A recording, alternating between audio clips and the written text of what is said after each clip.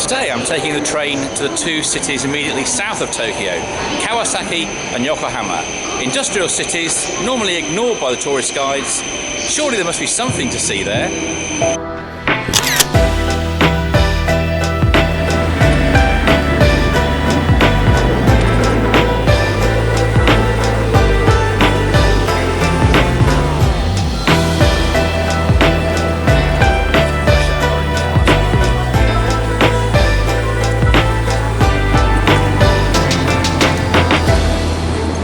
Believe it or not, I'm actually here to find an oasis of peace and tranquility.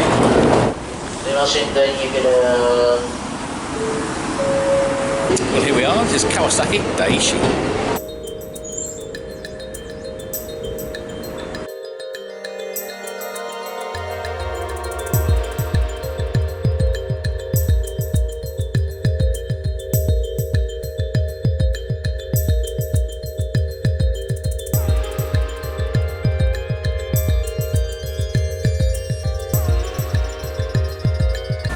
The Daishi Temple here in Kawasaki is unusual not only in Japan but also in the whole of the Far East for being devoted to Vajrayana Buddhism, which is more commonly associated with Tibet and India.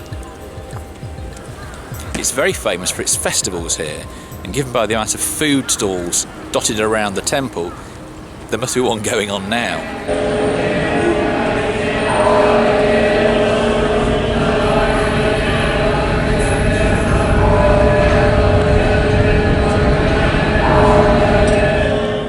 Very privileged to be able to make the 9 o'clock prayer session with all the monks in attendance.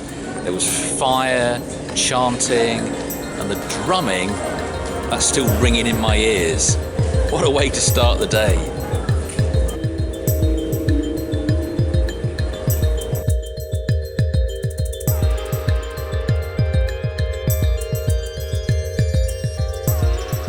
And as you often find within the temple grounds, a small Shinto shrine, flanked here by the kitsune, the sacred foxes.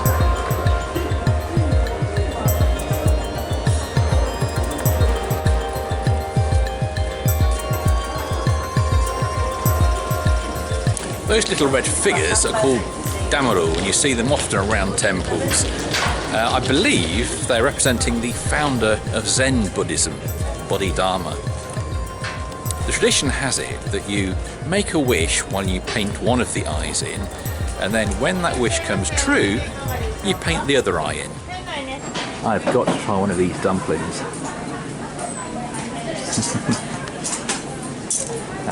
Matcha? Matcha. Hi.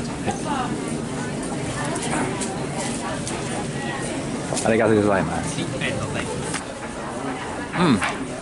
That's delicious. Lovely warm dough infused with matcha tea, and then this lovely smooth bean paste inside. Just the ticket for a really cold morning.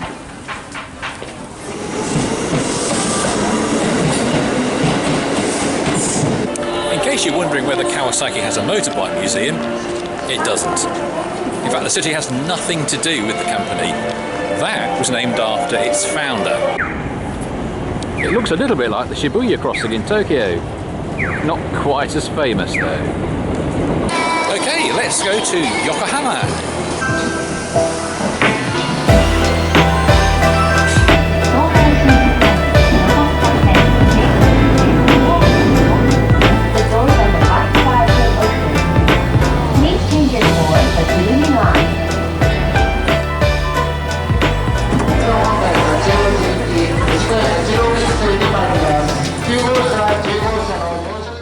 On the train you can see clearly that between Tokyo and Yokohama it's one continuous built-up urban area, which is probably why Yokohama gets overlooked.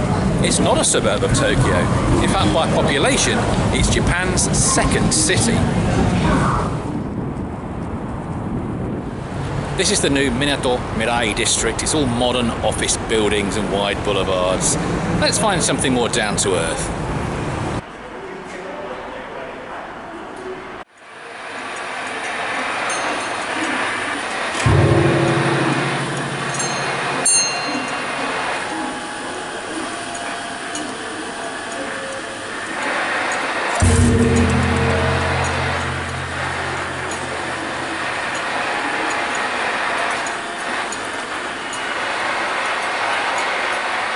was in the subway and heard the sound of drums, so followed them naturally and ended up here. It's like a steampunk version of the Buddhist ceremony that I was at earlier.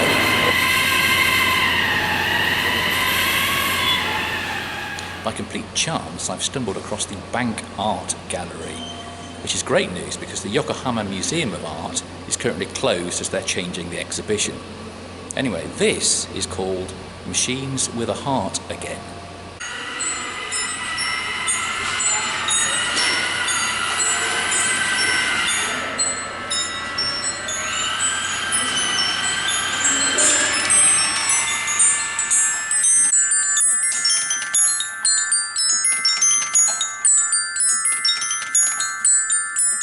Ball bearings playing music. You saw it here first. Well, that's Japan for you. You never know what's round the next corner. This is Yokohama's ultra-modern and spotlessly clean metro system.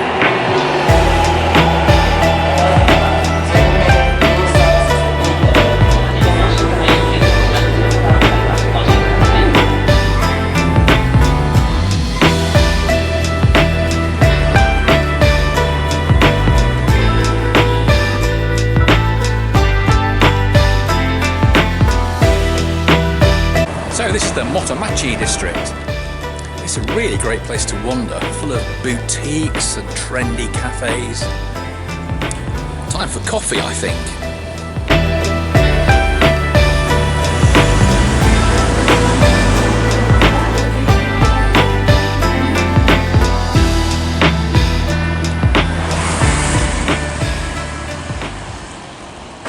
When Japan finally opened for business in the late 19th century, Yokohama was the gateway. This was where foreign merchants and governments were allowed to live and build their houses, which is why now, in this area of Yamate, you could think that you were in Europe. This, for example, is the Yamate Catholic Church. This cemetery, high over the city centre, is unique in Japan. It's called the Foreign General Cemetery. It has over 4,000 graves. When Yokohama opened its port, this patch of land was designated as the cemetery for all foreigners living in Japan.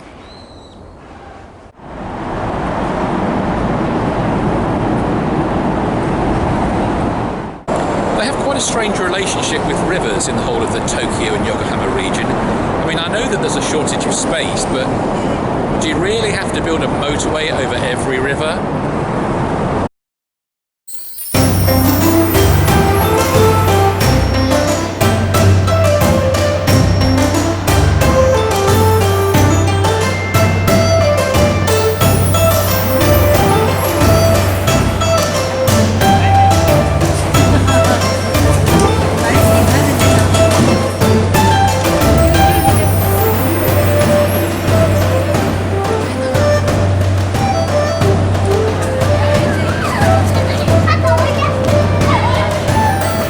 Yokohama has the largest Chinatown in Japan. In fact, it's one of the largest in the whole world outside the mother country. The number of restaurants here per square metre is crazy.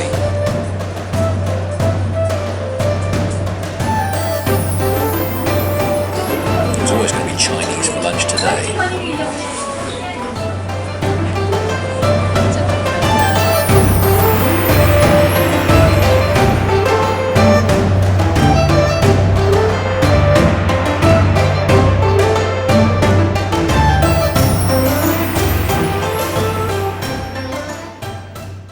Probably the most colourful temple in all of Japan. In fact, I think I've stepped into Beijing by mistake.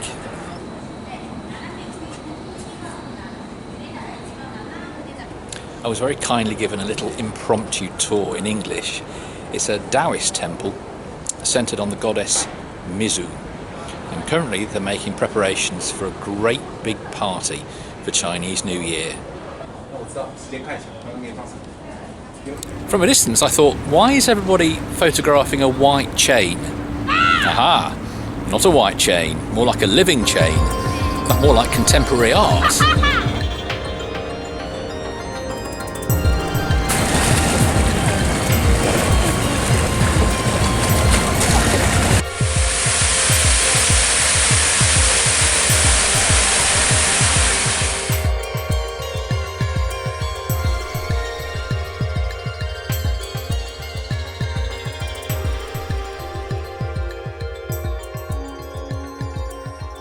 This is Yokohama's promenade. You get a great view of the harbour, and it's a lovely place for a stroll, even on a freezing cold January afternoon. Although if it wasn't January, you wouldn't be able to do this. The locals refer to these warehouses as the red bricks of Yokohama. They may not look anything special to us, but at the time they were built here in Japan, they were absolutely revolutionary. Nowadays, they're given over to leisure. That's the landmark tower, Japan's second tallest building, and on one of those really elusive clear days, you can see Mount Fuji from the observatory.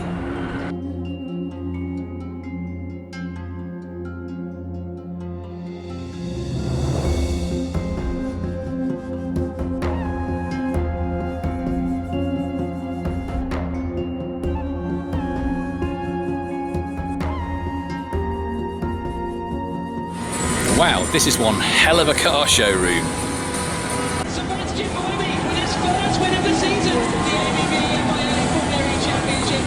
I didn't used to think that Nissan cars were cool, but I think I'm changing my mind. Who would have thought that a 1937 Datsun could look so cute?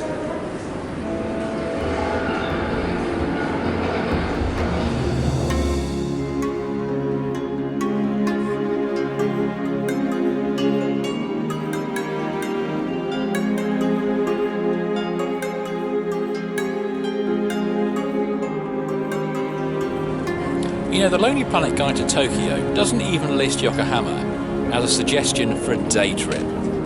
Come on, Lonely Planet. I think this city deserves a lot more respect.